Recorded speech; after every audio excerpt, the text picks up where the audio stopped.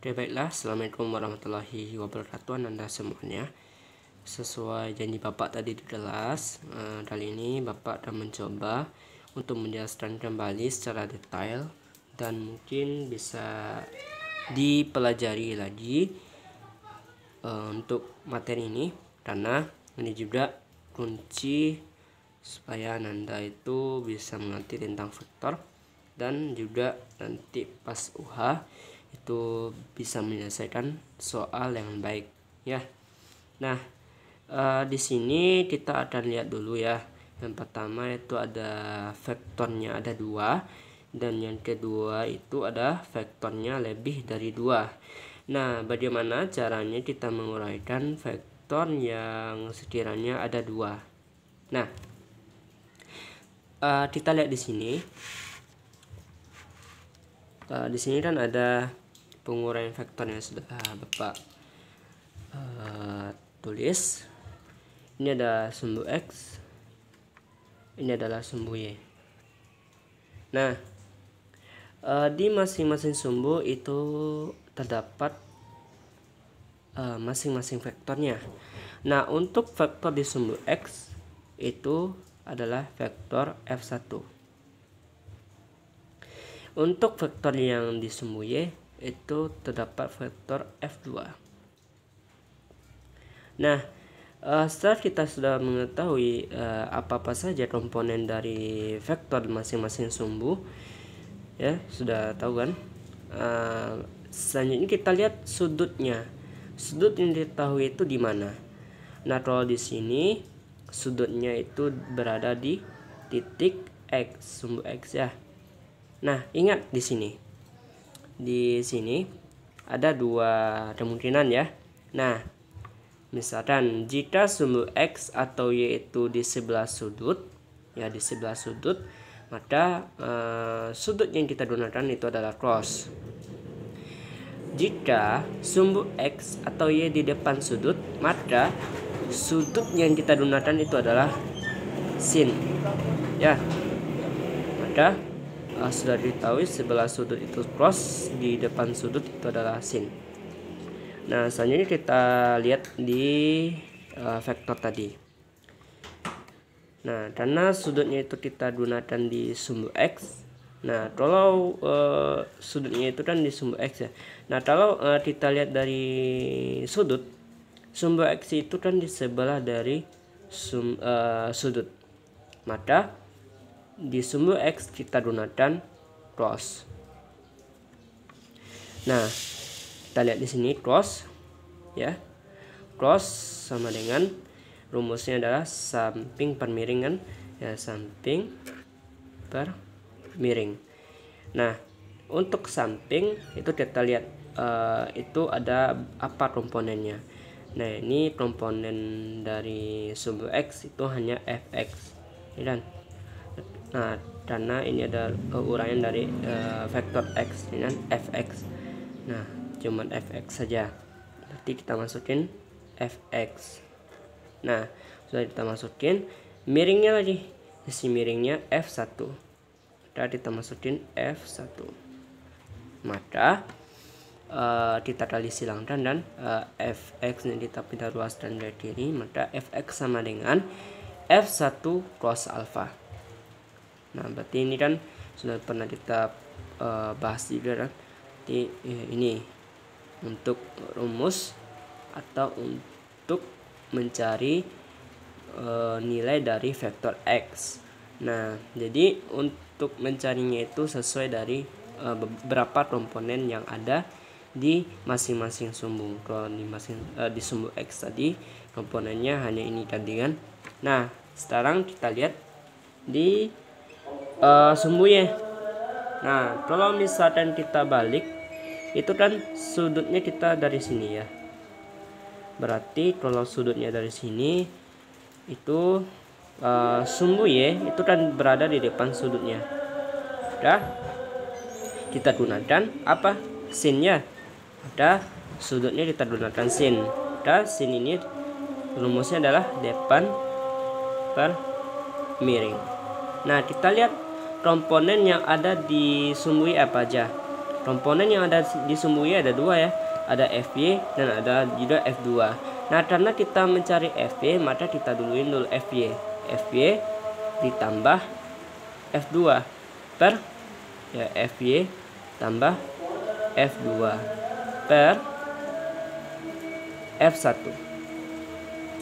Nah, dan selanjutnya kita kali silang, maka ini pindah ruas, maka dia jadi min ya, negatif, dan di FY ditambah FY dikurang F2 sama dengan F1 sin alfa.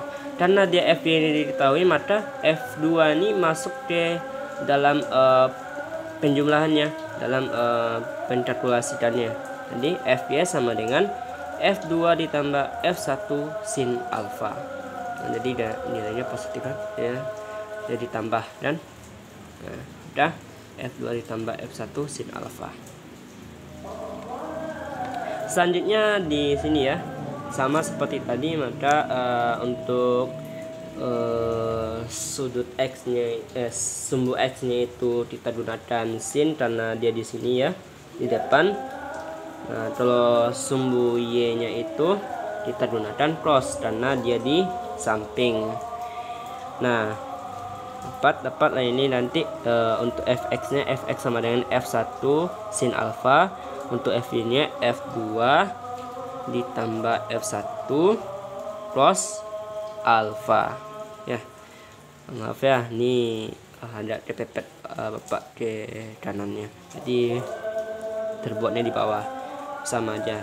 Oke ya, selanjutnya kita masuk ke penguraian vektor lebih dari 2.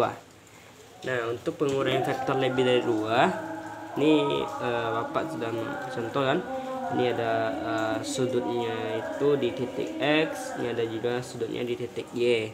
Nah, bagaimana cara kita menguraikannya? Itu kita bagi 2, satu di bidang pertama ya, satu di bidang kedua atau di kuadran kedua ya, kuadran 1 kuadran 2. Nah, untuk di bidang pertama itu kan yang mempunyai sudut itu kan vektor dari f1 ya. Nah, sudutnya berarti untuk penguraiannya adalah f1x. Maka f1x sama dengan apa saja komponen yang ada di x di sini. Nah, kita lihat sampingnya apa, f2 ditambah f1 cos alfa ya. Ya, itu sudah ya sumbu x. Selanjutnya baru sumbu y. Nah, sumbu y nya itu kan sin karena di depan sudut tadi ya.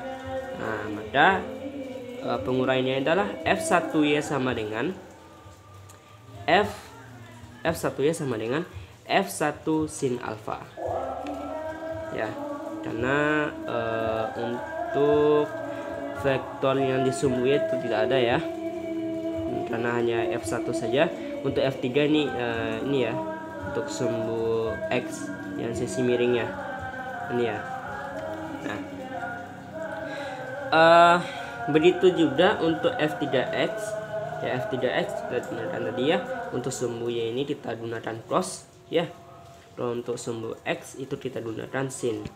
Dan nanti kita uraikan jadi dapatnya ini nanti ya, f3x sama dengan f3 sin alfa, karena x nya ini kan ada f3 terus sisi miringnya sin alfa ya. Untuk apanya itu juga f3y nya sama dengan minus f3 cos alfa. Kenapa minus? Karena kalau di kuadran 2 cos itu nilainya negatif ya. Nah, lalu lanjut nanti hasil dari penjumlahan ininya. Ini kan sudah f1x sudah kan. Nanti kan kita jumlahin ini, misalnya nanti ini juga kita jumlahin untuk apanya f3x. Dan nanti untuk penjumlahannya itu sigma fx sama dengan f1x ya, f1x ya, maaf lah tercoret nih apa tuh, f1x ditambah f3x. Nah itu, dan begitu juga seterusnya, sigma fy nya sama dengan f1y dikurang f3y ya. Dan untuk resultan kita masukin dari penjumlahan masing-masing sumbu. Nah ini ya, dikuadratkan masing-masing sumbunya. Baru nanti untuk arah ya, untuk arah ini ya, untuk arah itu sigma fy per sigma fx. Oh ya, ini juga ya, kalau tangen theta ini arah ya, rumus arahnya ini ya fy per fx.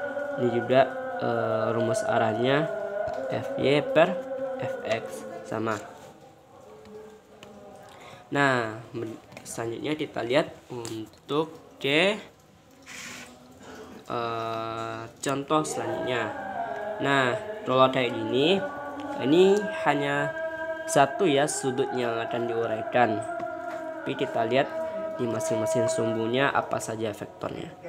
Nah nanti kalau untuk di sumbu X itu kan vektornya ada 3 ya. Ini 1, ini 2, ini 3. Kita masukin nanti ke rumusnya. Karena yang mempunyai sudut adalah F1, maka F1X sama dengan F2 dikurang F3 ditambah F1 cos alpha. Kenapa dikurang? Karena F3 nya ini adalah berlawanan ya sama ini. Taruh di sini adalah sumbu positifnya, sumbu positif X, dan sebelah kanan. Kalau sumbu positif X sumbu negatif X itu sebelah kiri. Maka ini adalah negatifnya, ini positifnya. Berarti F3 nya itu adalah nilainya negatif. Nah F2 dikurang F3 ditambah F1 cos alpha. Dan untuk F1y nya kita lihat komponennya apa aja, berarti hanya F1 ya, F1 sin alpha itu. Dan resultannya sama seperti sebelumnya rumusnya ya. Nah ini dah, berarti ini ya, perlu diingat juga kepada Ananda untuk rumus-rumusnya ini sesuai dari masing-masing penguraian komponen vektor yang ada di vektornya gitulah, di masing-masing di sumbunya ya. Masing-masing di sumbunya. Misalkan di sumbu X itu vektornya ada 3, berarti kita masukin 3-3-nya berdasarkan dari penguraiannya itulah, ada berapa di tempat penguraian di sumbu X nya berapa, di sumbu Y nya berapa. Nah mungkin hanya stand aja ya untuk penjelasan Bapak.